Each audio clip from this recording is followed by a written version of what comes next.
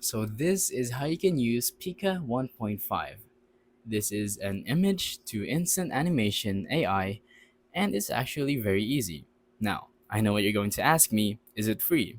Well, yes, it is free. All you need is to sign up with a Google account and you're good to go. Surely you have a free Google account just lying around somewhere that you can use. So all you need to do is just log in with it and you're good to go. You can now use Pika AI.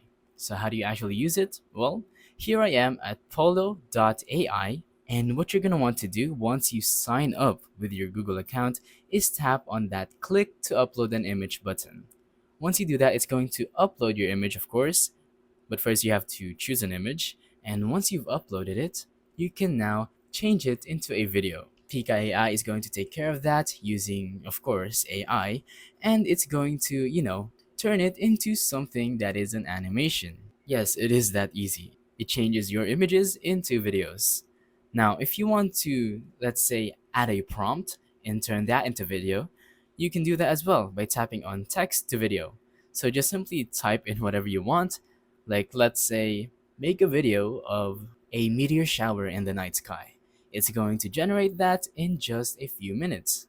So Pika AI or Polo.ai is actually very, very smart. It does what you want it to do, and you're not left feeling disappointed with the work or with whatever's generated. So yeah, those are the two best things, your image to video and your text to video. Once again, in the image to video, just sign up with your Google account, tap on that button and then upload an image you want to turn into a video, and then it's going to turn it into a video.